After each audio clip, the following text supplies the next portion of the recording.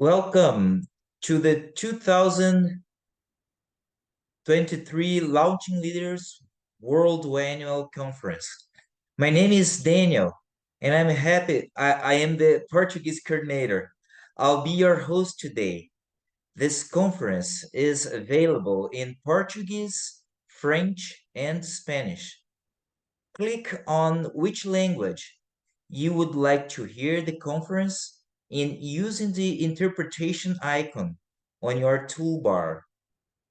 If you have any issues, please use the chat function to let us know and someone will help you. This meeting is being recorded. We ask that you stay muted and use the chat function to communicate. We would like to acknowledge any of our board members that are attending, members from our partner organizations and other organizations that we are affiliated with that are here with us today. Welcome. Our objectives for this conference are connectivity, shared learning, networking, and to encourage continued engagement with launching leaders. At the end of the conference, you will be invited to fill out a brief survey. We would appreciate your assistance so that we can make our next conference even better. I would like to share a brief report with you from this year. Every year, we continue to see growth in how many people hear and participate in Launching Leaders. This year, we have had a total of 2,399 participants from our English, Portuguese, Mandarin, and French courses. We have had 57 English groups in 16 countries this year, with an additional 65 groups from our Portuguese, Mandarin, and French courses. Our website is our main source of generating leads with word of mouth second. We have had participants from 46 countries this year participate in Launching Leaders. We are excited to expand to 9 new countries this year. We are very grateful for our wonderful partners and have enjoyed collaborating with many of them this year. Our founders are amazing and continue to give back in many ways. It is important to us that we stay connected to our Launching Leaders community and show that we continue to care. Thank you. It's now my pleasure to introduce our first keynote speaker. Dean Kurtz is a philanthropist and co-founder of Interweave Solutions. Interweave Solutions success ambassadors worldwide train the Masters of Business in the Street, MBS, and counseling in the street wellness courses. The success ambassadors then offer follow-up with the 3 C's of entrepreneurial growth: content, knowledge, contacts, networking, and capital access, finding money for micro business growth. Interweave has over 65,000 MBS graduates in 74 countries, with nearly 2,500 success ambassadors. It offers launching leaders to all success ambassadors. Dean Kurtz has lived overseas in Mexico and Argentina, speaks fluent Spanish, and has traveled extensively, implementing programs to help necessity entrepreneurs in the informal economy with the MBS and Wellness Program.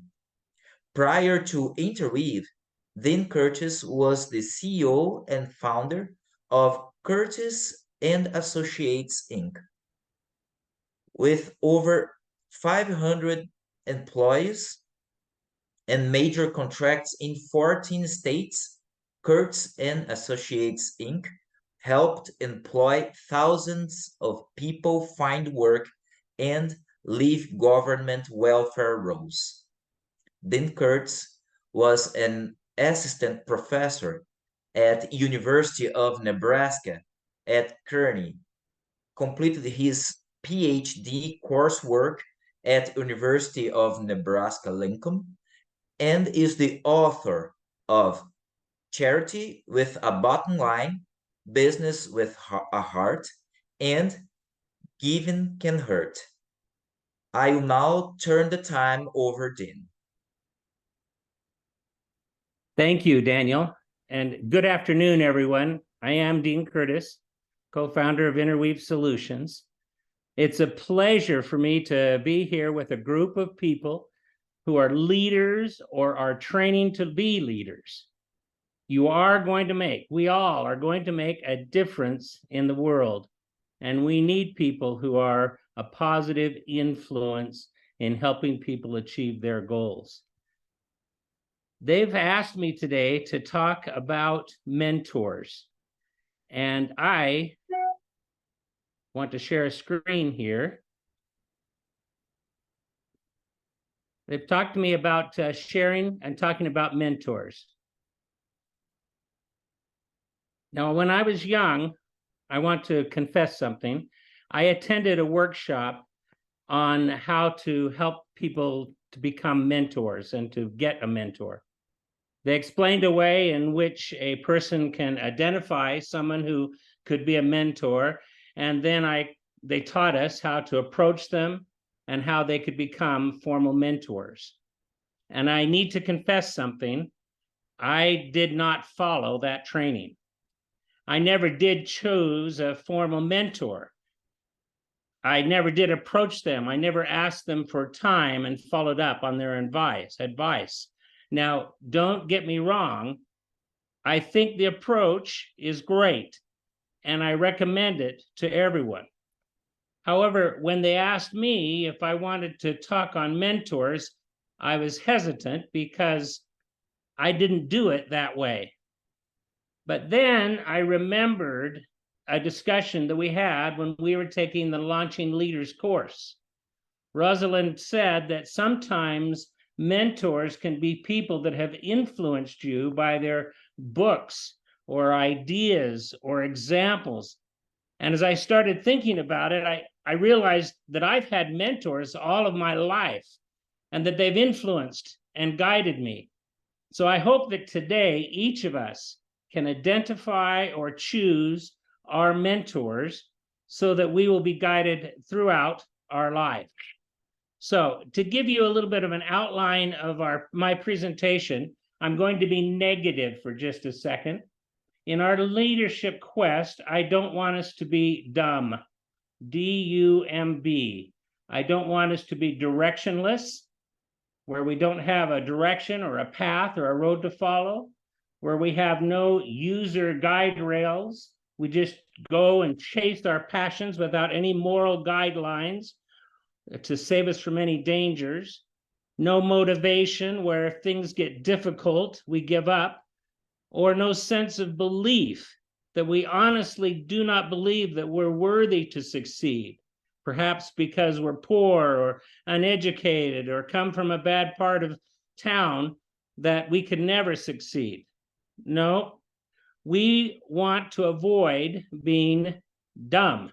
And in order to do that, we need to have mentors. Mentors give direction. Mentors give user guide rails or guidelines. Mentors give motivation. Mentors help us believe. We need to find mentors. So first of all, what is a mentor? The internet says the mentors are an experienced and trusted advisor. And so let me ask you, who do you trust? For some of us, it might be parents. Perhaps they're good books, friends, organizations. We're going to discuss how trusted people and organizations can become important mentors to each of us so that we won't be dumb, directionless, and without motivation.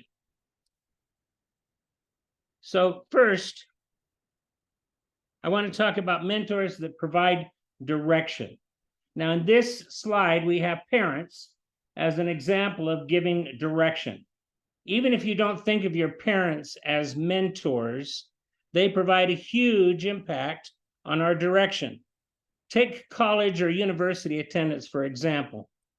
According to one study from research at the University of Nebraska or University of California in Los Angeles, UCLA, and the American Academy of Pediatrics, they say, quote, if parents believe their children will go to college, it's nearly a foregone conclusion that that will be the case. The research determined that when it comes to attending college and academic accomplishment, parents' attitudes about college and their expectation not only influences, but serves as a strong predictor of that student's success.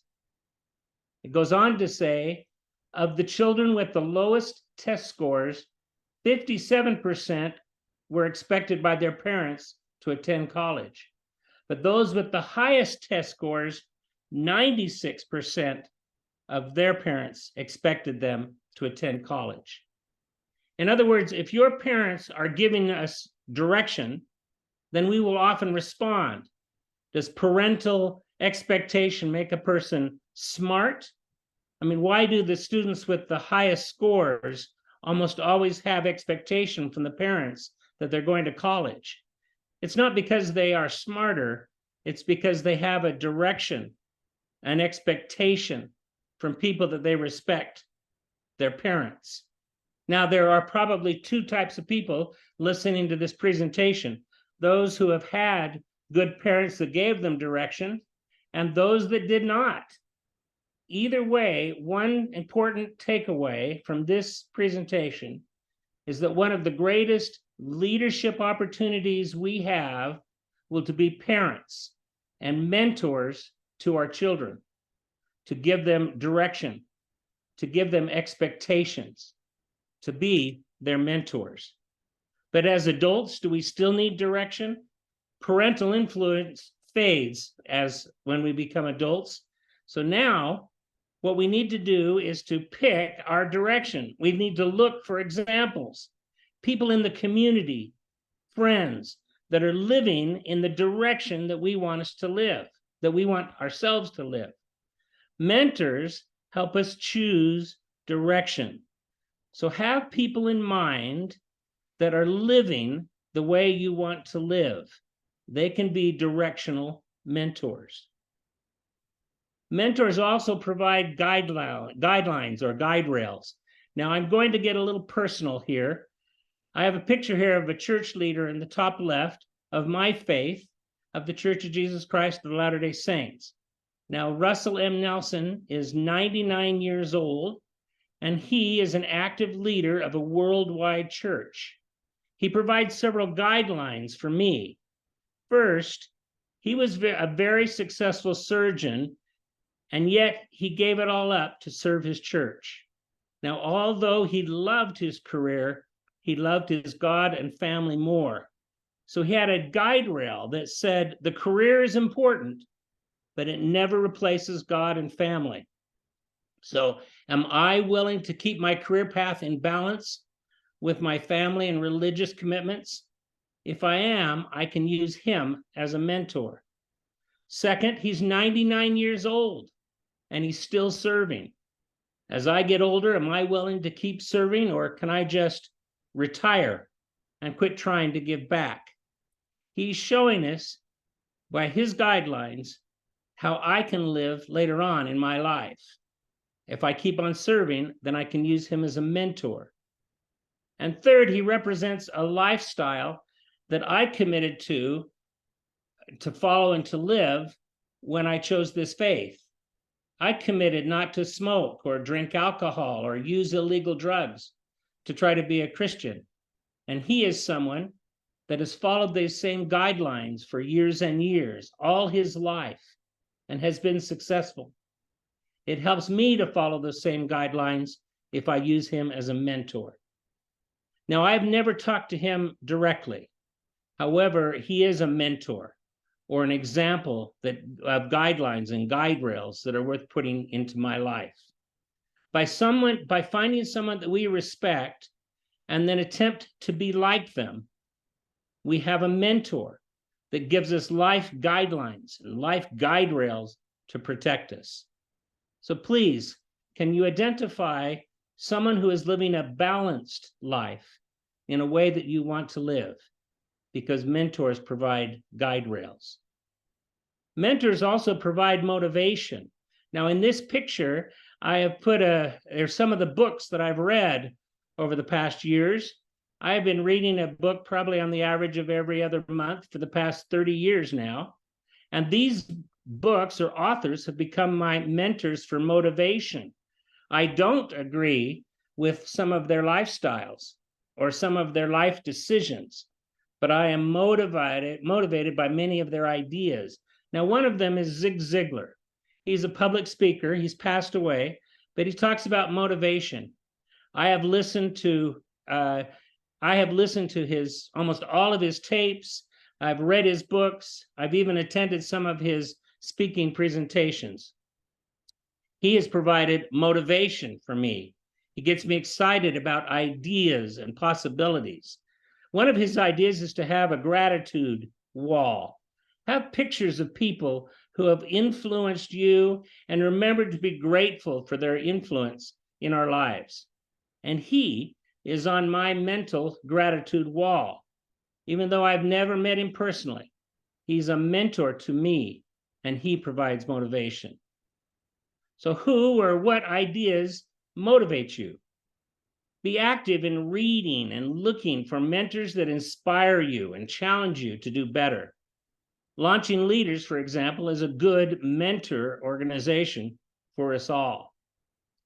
Now, finally, mentors help us believe. I believe we all need to feel like we are worthy to succeed. If we don't believe we can learn in college, we probably would never go to the university. If we don't believe we could ever start a business, we probably would never try. And if we don't believe we can quit smoking or drinking or break a bad habit, we may never feel the courage to change. But a mentor helps us believe. Jim Ritchie, for example, often talks about being a stuttering child or son of a chicken farmer.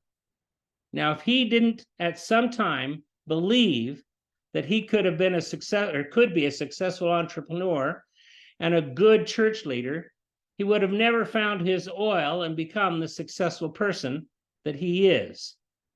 So when I was with friends that were in college, I thought, I can be here too.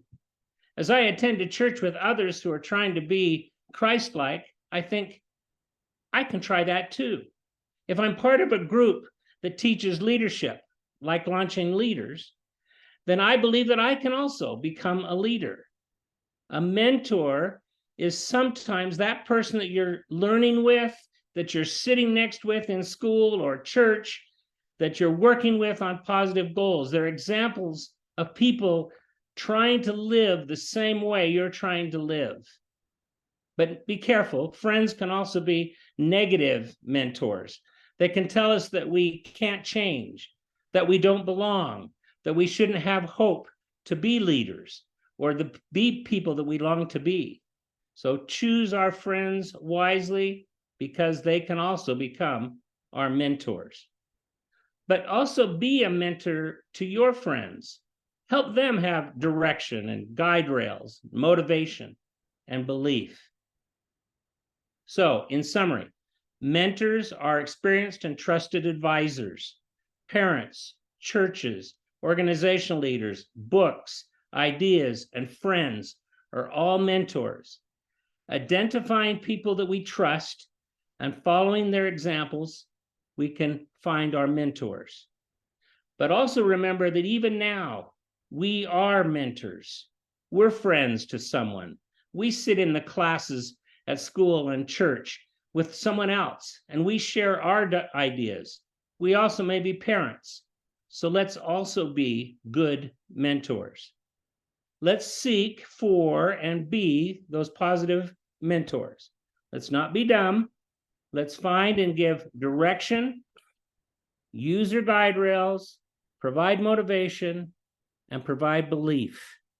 And in that way, let us also be good mentors. Now, those are some of my prepared remarks. I know there's some questions that Daniel had, or someone is going to ask me. Yeah, you're right. It's me. Thank you. Thank you so much, Jean, for your knowledge and experience on mentors. We, as you said, we have had many questions sent and that we would like to ask you. Thank you, everyone that submitted a question for Jean. Due to time, we are not able to ask all the questions that were submitted, but we feel that the questions that were selected cover most topics asked for. Mr. Curtis, the first one, what qualifies a person to be a good mentor? You know, if you think of a mentor as a person who has a direction, think of yourselves for a second. Do you know where you want to go? Are you motivating or are you discouraging? Are you optimistic or pessimistic? Do you have guide rails or standards or morals in our own lives?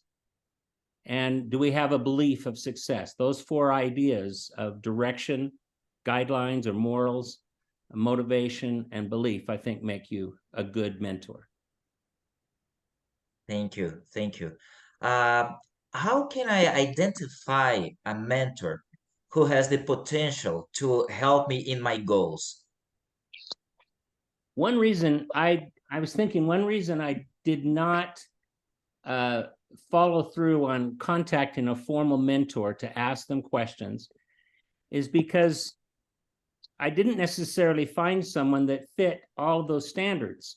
In my church or my moral guidelines, I found people that I wanted to follow, but they weren't necessarily following my career goals. I wanted to be a teacher and I wanted to be a public speaker. And so I needed to find a different mentor for each of the areas of my life. And that's why I broke that up to look for people that will motivate you in your businesses and people that will motivate you in your personal life, people that you can follow and be an example to. So for me, it was to pick 4 or 5 different people, identify them and say, good, I'd like to be like them and follow them in the way that they're living that part of their life. Okay, very nice. What advice would you give to someone who is considering become a mentor? Well, anyone who's asked that question probably already is a mentor. He might or she might not be a formal mentor, but I'd be willing to bet that if you're asking that question, or anyone who's attending Launching Leaders and has the goal to be better, you're beginning to be a mentor. And I think friends are watching you, and associates, and people are watching you, children, spouses. But if you want to be a formal mentor, if someone contacts you, I have had people contact me to be a mentor, and it's been very helpful. But please don't expect, ask them for advice. But I've often had people who start by asking for advice and end by asking for money. And I feel like they're tricking me. Do you want to be a mentor or do you want to get money from me? And so if you choose to become a mentor, choose to truly give advice, and don't get discouraged if sometimes people ask you for more than just advice. And if you're seeking a mentor, don't ask for money, ask for advice. Okay, great. Next one. Are mentors supposed to be of the same gender? For me, it would not matter, but it depends on what area of life you're looking at. If, for example, if you are a female, I might not be a good as mentor to you because you might not feel like I have gone through the same things that other females might have gone through. And so the real question is, what can motivate you? You can learn some things from me, and I can be a mentor in some ways, but I would also find someone that can cover how to be a better mother, how to be a better career woman, how to succeed in life. It might be best that you choose some same gender mentors as well. Great. Next one. How can a mentor handle his difficult mentees who don't cooperate with the group? I've thought about that. That mentor situation is probably a classroom or a class of some kind. And that mentor, he or she just has to do the best they can to keep giving direction and vision and belief. But it's up to the mentee to ultimately learn from the mentor. I don't know how to handle that difficult person other than perhaps bring him or her to the side after a class and talk to them about whether they really want to learn from the experience. But I do congratulate the person who's asking that question, because they're right in the thick of being a mentoring. They're trying to change somebody's life in that class. So thank you, and keep trying. Children sometimes don't like to get mentored, but we keep trying. Yeah. Okay. What skills have been most beneficial to you as a mentor? You know, as I was preparing these remarks, it was been very helpful for me. So Rosalind, thank you for the opportunity to do so.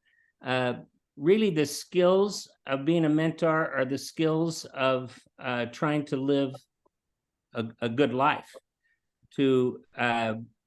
I'd go back to the organization that I shared, to have a direction in my life. What do I want to get done? Have goals, to have moral standards that guide me in those goals, to be motivated and positive so that people can look at you, look at us, and say, you know, there is hope because of us.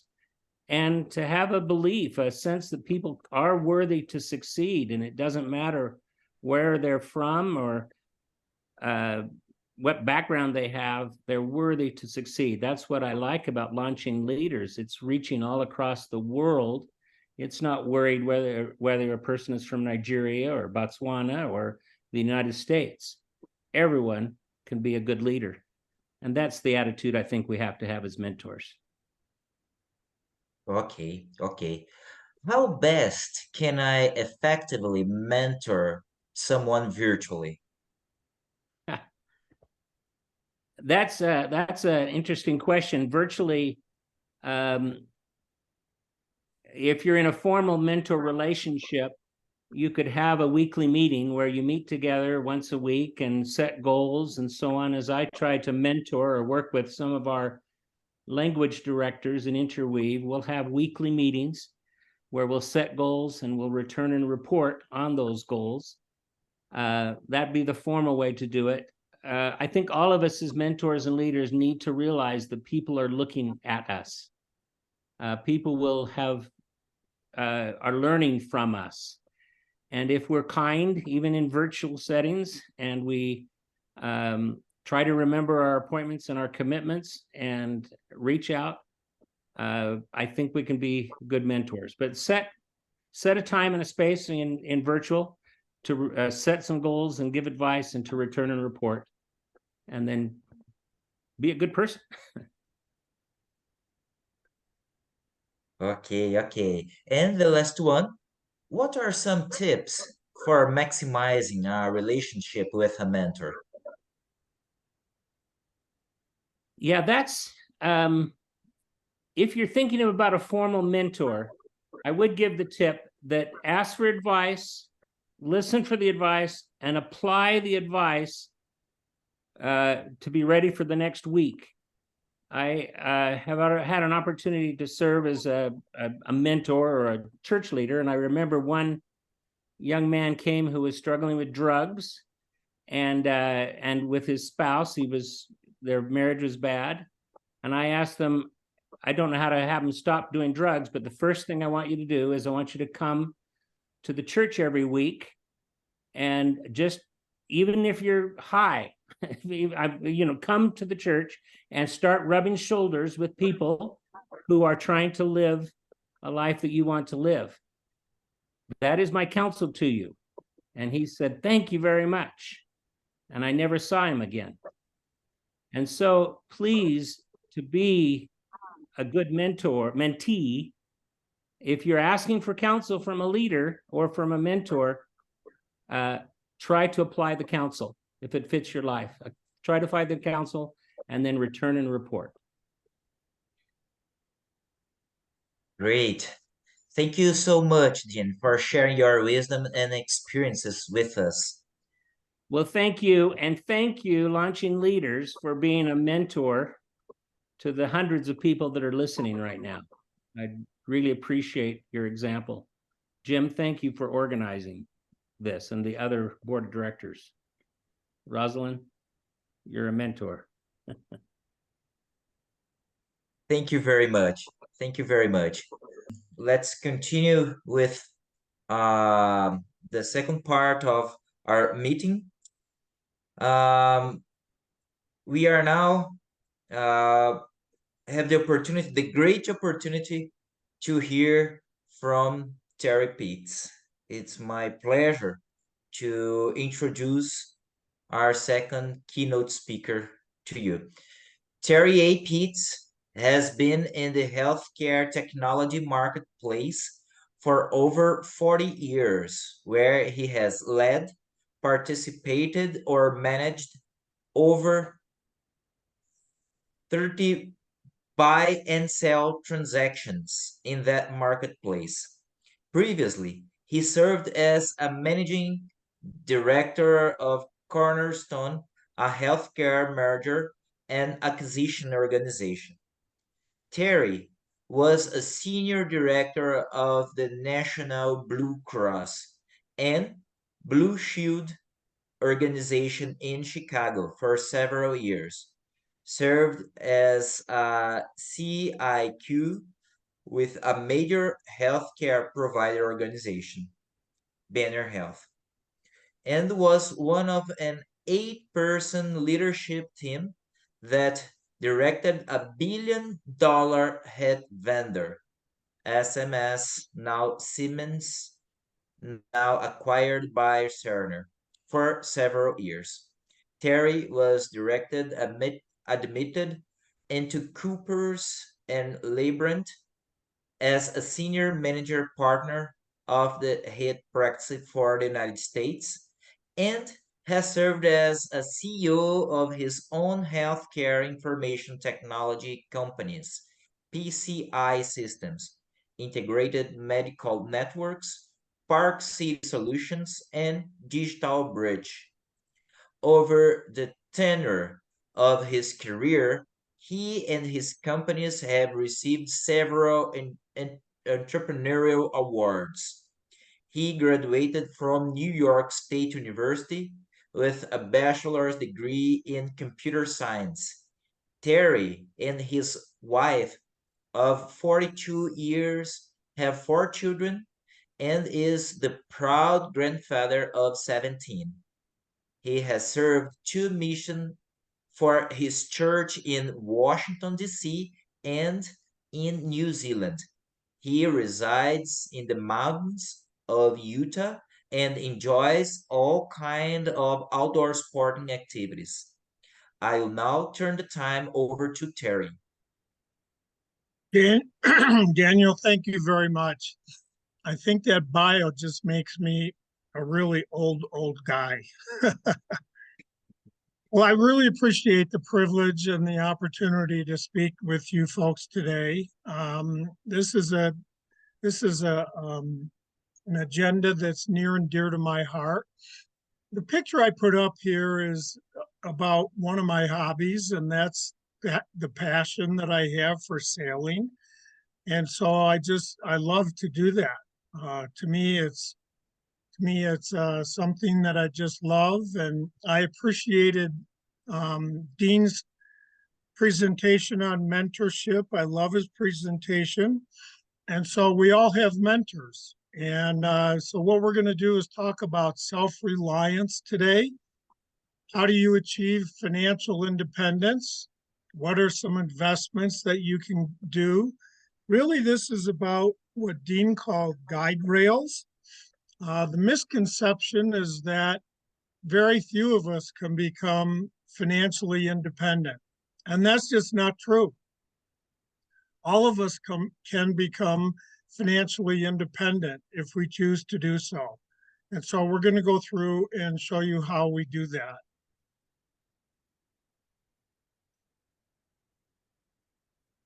So this is a book that we would highly recommend, George S. Clason, Financial Independence. He wrote it in 1926, so rather an old book, but it's time-tested, all kinds of information, and actually a mentor, as Dean spoke about many books. It was first published in 1926. Very quick read, a couple of days for you to sit down and read it. It has so many parables in it and so many things for each of you and lessons to be learned. He does it by identifying parables that were set 4,000 years ago. And so it's something that's pretty easy to read, but the concepts and the precepts are just fantastic, something that I've followed all of my life. So this is a great read for you as a mentor in order to be financially independent. So what is financial independence? Well, we want to talk about life patterns, and the life patterns that really we want to discuss are the following. Number one, hang on 1 second. Number one, you want to pay yourself first, which is yours. That predefines that you have to have a budget, but you want to pay your first for what you earned. You want to pay your first. Well, what do you do with it? Well, you need to identify, and Chet talked about this in his breakout. Dean talked about it in his discussion, goals. We need to have financial and long-term goals, both short and long-term. The mistake that most people make is not writing them down. And so when you do this, if you're married, sit down with your spouse and identify them. What are your short-term goals and what are your long-term financial goals? Review them monthly. Many times you'll write these down and forget them, or you don't review them. And we live in such dynamic societies today that you really want to write them down and then look at them. There was one time in my life when I drove my wife crazy. I sat down and I said, I want to record every single penny that we spend for the next 2 months. And then we looked at them and went, wow, look where we spend money that we probably shouldn't be doing that. Or we're not spending money in other areas where we need to do it. So to write them down and then to review it. And then number one is pay yourself first. That means part of what you earn is yours to keep. And that's really important. We're going to talk about what do you do with that. The value of education is supreme. I'll never forget when I graduated college, many of my colleagues said, well, boy, I'm done with college. I'll never read another book in my life. I love to read. The value of education, if you don't go to college or a trade school, is just to learn forever. Keep learning, drink in knowledge of all kinds of things. Now, we're going to talk about financial knowledge today, but there's education on all levels that you should be involved with. So my picture of sailing is I got to be a captain 3 or 4 years ago because I wanted to learn the science and to do it. I did it with Steve Hitz, one of our board of directors here. And then probably supremely important is to sit down and outline all of these things with your spouse. You need to have a partnership. Your marriage and your relationship is a partnership. And you want to make sure that both parties know and understand what the financial situation is in your relationship. Okay, so what do you do with your money? Well, this is you. Now, there are 3 different accounts or areas where you want to now put your money or your earnings or your compensation to work. The first one we'll call is a retirement account. Now, in the United States, we have 401ks, we have IRAs, we have Roths. There are all kinds of mechanisms for a retirement account that we're going to talk about in a minute. The second account is what we call an operations account or a checking account. The third one then is a savings account. Now, all 3 of these are different from each other. And so how are they different? Well, the retirement, the 401k, the IRA, or whatever it is in your country is set aside, put it in a glass jar, put it someplace if you're not in the banking side to build your empire. Well, how do you do that? A percentage of everything that you earn should go in that account every single month or set aside that every single month. When I teach students at BYU and other places, they go, well, yeah, I don't have a whole lot of money. That's okay. This is the psychology and the schematic of you starting this right now.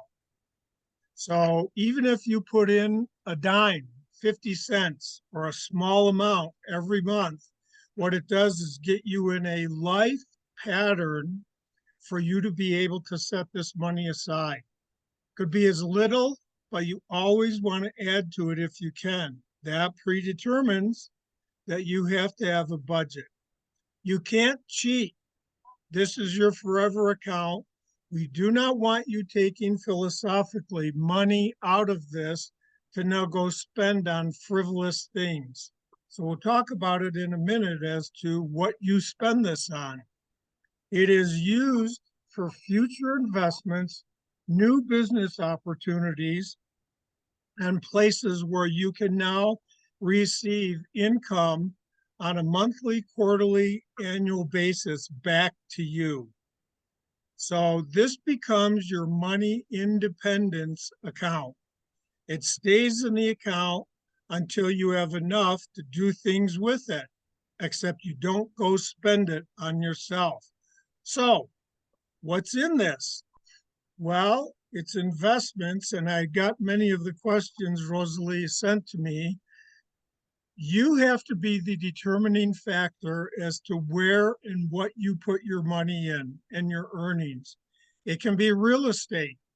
It can be precious metals. It can be stocks and bonds and cash, commodities like wheat and corn, and other things for you to be prepared and to achieve self-independence.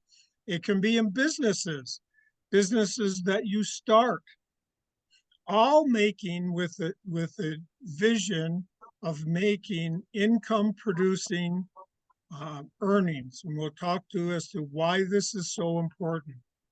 The next one is an operating account. In the United States, it's a checking account.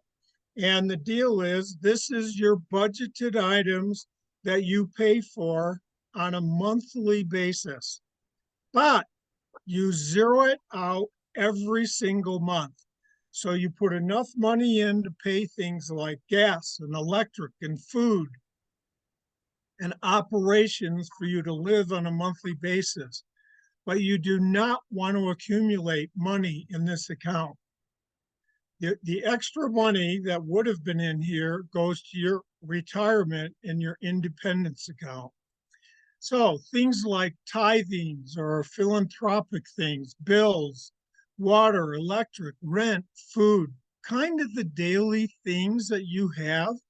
So when you set up your budget and say, gee, I need $200 a month to pay for all these things, you put it in the account when you get your paycheck or your earnings, but you expect to zero it out by the end of the month. No savings, just operations. Now, the key is we all need to be modest in our spending habits. And there's a difference between wishes and needs. The third one is a savings account. And the savings account is the difference between regular and non-regular spending. Well, you may say, well, hold it. You just talked about savings in a retirement account. That's correct. This savings account is different. You need to be able, with your spouse, to sit down and identify wants versus needs. Well, I'd love to have an airplane. I'd love to have a Ferrari. I'd love to have a Porsche. But guess what? I don't need any of those things. And if my long-term goal is to be financially independent, then I need to be modest in how I spend. So what's in this? It is periodic things that go out. Christmas gifts, birthday gifts, special occasions. Well, many of us wait until the very last minute and go, well, I don't have any money to now spend to go buy Christmas gifts. So during the year, as you go through your budget and you say, well, I have 3 siblings, I have Christmas to get, I have birthdays, I have 2 weddings coming up, you put money in this third saving account so that it's there when these occasions happen. So review, you have a retirement account or a glass jar that you keep things in. This is income that you want to derive off of this account. So money that's going to come off of this is you now build your income. And what does it do? Every single month, the income that comes off of this, you now go to pay your checking account. Guess what? Moderation in everything. And that is the definition of financial independence. So the more modest you are in everything, the quicker you're going to get to financial independence. I've sat in front of many audiences where they say, oh, financial independence, you need to be worth $2-3 million to be financially independent. Simply not true. And so this is the equation. If you're modest in what your living is and modest in the way that you spend things, and there are debts, we know there are debts, homes, cars, and things like that that you'll incur during your life, then if you're modest in that, then you're going to get to financial independence quicker. Now, I want to discuss one other thing before I take questions. There's a whole notion going on that's called CBDC, and it stands for Central Bank Digital Currency. It's over in 100 countries are now looking at CBDC. Our president, March 9th, 2022, signed an executive order to investigate it. What does it mean? It means that there would be no more currency on paper. Everything would be electronic. Everything would be from banks, and every single transaction that you do and have would be monitored, and it'd be monitored by the government. Blockchain and Bitcoin were the first initiatives that started this several years ago. The government thought that it was being kind kind of locked out of this. And so July 1st in the United States, blockchain, they started a blockchain kind of situation. And so this is a very dangerous thing if it happens throughout the globe, not just the United States. So CBDC is very dangerous because it would literally control all of our transactions in our life. How do you get around CBDC if in fact it's governed?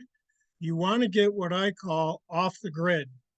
You want to have things like precious metals, land, equipment, and other things that aren't necessarily on the grid, so to speak.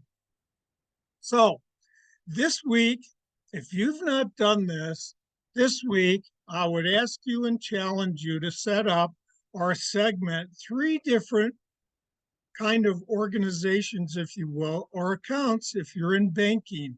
A retirement, and you may say, well, Terry, I only have $10 to put in it. That's okay. Go set it up, put the money in, and then figure out your budget with your spouse on what the checking is and your monthly payments, and then set up a non-regular savings account. This is the beginning of becoming financially independent. So I got a kick out of this. In 1889, Charles Duell was the commissioner of the U.S. Patent Office. He was widely quoted as stating, gee, the Patent Office will probably shrink and close in the very near future. Why is that? Well, everything that can be invented has been invented. Yet in 2020, almost 400,000 patents were filed. In 2022, almost 300,000 patents. There is no end to ambition, passion, creativity. Those are the seeds, if you will, that start entrepreneurialism, which is a lot what Launching Leaders is about and has been discussed today. I was with a gentleman where he and I started a company called Harvest Right. It's a freeze dryer. When I was on my mission in New Zealand, I walked through a freeze dryer that was 3 or 4 times the size of my house. And this individual came to me and said, would you help me write a contract to start a home freeze dryer? And I said, you're crazy, can never be done. And he said, well, I've got 2 guys I think I could do this with. They did it, they put it together. Now it's an absolutely thriving business in the United States and literally throughout the world. So, it's all about freeze dryer. When you're a curious person, I want you to go in your own country and look at this. This is a debt clock. And the debt clock is in each country, and it shows you all the financial things that are going on in your country. Why is this important? This is important as a business leader, as a person of the society, to understand all of the metrics that are going on in your world, so to speak, for you to understand how much debt you have. This is an old clock today. The United States debt is $31 trillion, and we're 134% of our GDP, which is terrible. So I'll end it there and open it up for questions. And thank you for allowing me to address you today. I'll turn it over to you, Daniel. Okay, Terry, thank you. Thank you very much. Thank you very much for your knowledge and experience on financial fitness. We have had many questions sent and that we would like to ask you. Thank you, everyone that submitted a question for Terry. Due to time, we are not able to ask all the questions that were submitted, but we feel that the questions that we were selected cover most topics asked for. So the first one is, how do you measure financial success? Well, that's dependent on each one of you. You know, your financial success, we've defined that today, is to become independent. You have to manage your budget and be modest in your spending. That's not done just the man of the house or the woman of the house, it's done with a partnership. And there are many different dimensions and aspects to your financial success. There's your operation side, which is your budget. There's your investment side, and where do you put your money and how do you do that? You never put all of your dollars in one single basket. You want to spread your risk out. And so it becomes a balancing act with you and your partner. Okay, okay. The second question is, what are the first steps to managing my finances smarter? So to sitting down and knowing what's coming in and what's going out and how much you have to spend. So budgeting. And then the mistake that most people make, Daniel, is that they don't sit down and record it. So they set it up, they set the budget, but then they don't necessarily record, did I stick to it? If I didn't, where am I outside my guide rails, as Dean spoke? And what do I need to do to modify that? So it becomes a weekly, monthly exercise. Okay, okay, thank you. The next question, I think you have already said in your presentation, but it is, what are your thoughts on investing in oil or gold in comparison to real estate? Gold is not an asset that you expect to make a whole lot of money on, but gold is a preservation mechanism. When you buy gold, it's not going to go away. Oil, as we've seen, has tremendous volatility. And so you want to be very careful as to when you invest in oil, who you do it with. Is it a reputable organization? Is it just the stock market? Or is it a commodity that you're looking at? And each one of those carry all kinds of different risks. Real estate is different. If you're just buying vacant lots, then you're looking for value accumulation over time. If you're looking for income producing real estate, ask Jim Ritchie, then that's a whole different investment criteria. So each one of those have different returns on investment.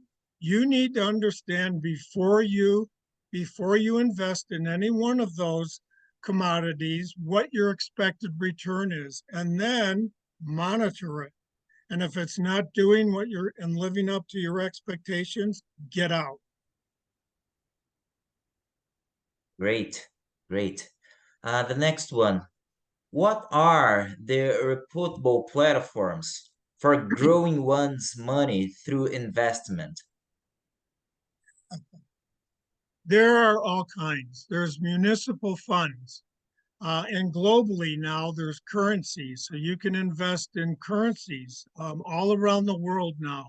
Then there's the stock market. Then there's the commodities market. There are investment advisors that you can work with as well that can manage your money. So there are just so many different platforms. Read, read, read.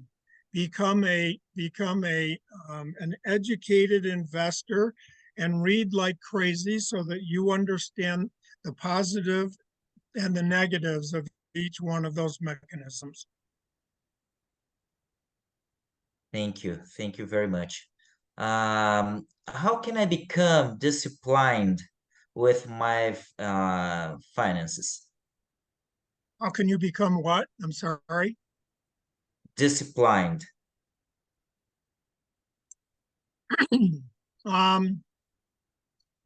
So I think in choosing wisely, here again, you need to be educated on what those things are and to know and the positives and negatives, like I just said. And then you need to call around. Dean talked about mentors.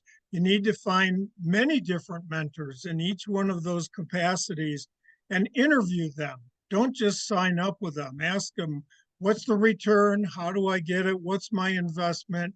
What is your fee for helping me out?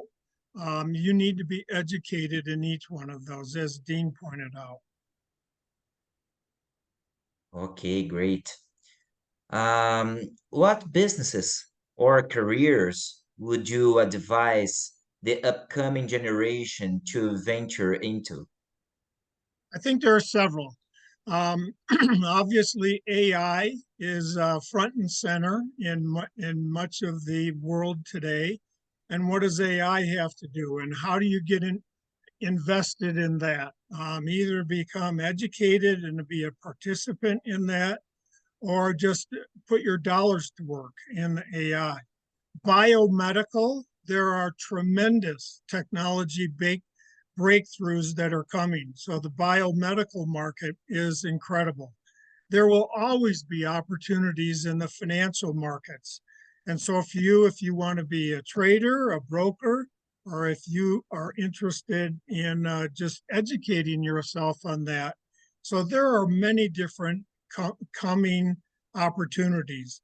I think technology is a great one, but also land and commercial development is another one. And then the things I just spoke about. Okay, okay, good advice. Thank you. What are the best resources available to help people improve their financial fitness? So the best thing, there are all kinds of videos now that are on the marketplace for you to become educated as to be an informed investor. And so I would advocate you go to large organizations that have these videos available and teach yourself and then put your toe in the water and try some of the things that they've asked for and slowly but surely get into each one of these areas. But I think self-education is probably the best route. Okay, okay, good. Um, what are the best options for passive income? There are several. So once you invest in real estate, if it's income producing, then you watch it. There are all kinds of what's called REITs, which are real estate investment trusts, and they produce passive income as well. There are municipal funds that are tax free. And once you put that in, then they spin off dollars to you on a tax free basis. Those are two of the mechanisms. There are many, many others that you can look at that define what their income, what the passive income would be on a yearly, annual, quarterly basis. Okay, okay, very nice. Next one, how do you sustain financial stability in an economy which is not stable? Dartboard, that's a joke. It's very difficult because in our society and the volatility that's going on, the more conservative you can be in a highly volatile society and in worldwide environment that we find ourselves in now, there's a lot of emotion that's tied up in valuations of companies. It's not just financial. So for you to look at businesses that are stable, that are not very volatile in times of volatile times like art that we're in right now, is the best conservative advice that I can give. So companies that have been around a long time, companies that are generating free cash flow, companies that are stable and things that you actually buy. I like chocolate. So Hershey's candy bars, Hershey chocolate bars, I invest in Hershey's. Why? Everybody loves Hershey's. They're going to be around a long, long time rather than Johnny come lately companies. So people that you know and trust, Dean talked about trusting Your mentors, well, you need to be able to trust where your investments are and be able to work, you know, in those kind of environments. Jim just sent me a note saying, talk about our own businesses. Obviously, if you're starting your own business, you're the best mentor of that business. You're the best guy that's going to know and be conservative with your money and how you grow it and what you do with it. So to be an entrepreneur, whether it's starting a chicken farm as Jim did in his youth, or real estate magnate, or whatever it is that your entrepreneurial skills give you, you're going to be the best director, and you'll know how conservative in the money you're going to put in it and how safe it is, right? Okay, okay. And the last one is a very good one question, a very good question. In a culture where living correct financial principles is not accepted by others, how can you move forward despite opposition? This is a great, great question.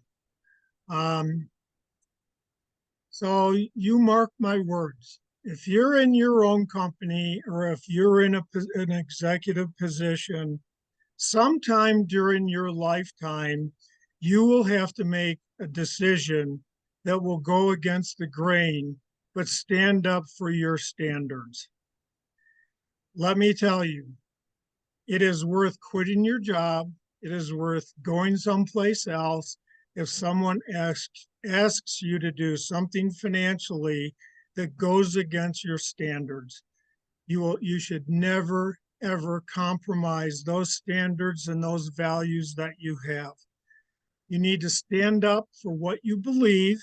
You can do that in a conservative manner, but if it comes to it that they ask you to jump in the dangerous water, do not do it. Because our Father in heaven, or whatever your religious beliefs are, you will be blessed if you stand by those core values. Daniel, thank you for your questions. Rosalie, thank you for allowing me to speak on a subject I love. And thank everybody for attending. Love you all. Launching Leaders Forever. Great, great program. I'm just humbled to be associated with it. And thank you, Daniel. Thank you very much, Terry, for sharing your wisdom and experiences with us. We have come to the end of our conference and would like to thank Dean and Terry for being our keynote speakers. We would like to thank our breakout session leaders for their participation and time. We also would like to thank our amazing interpreters, Klaus, Modeste, and Max, and our breakout session recorders. We hope that this conference has benefited you in some way. The recording of this conference will be made available on our YouTube channel and our social media page in the following weeks. We are very grateful for your continued participation in Launching Leaders. Look out for an email from Zoom invite you to a chat with the participants for this meeting. We hope you use the chat to network, collaborate, and support each other. May you be blessed for your efforts. Thank you for attending, and we hope to see you soon. Goodbye for everybody. Bye, everyone. Bye. Thank you for attending. Thank you. Thank you so much. Thank you Bye. so much, everyone. Thank you, everyone. Thank you. Thank you.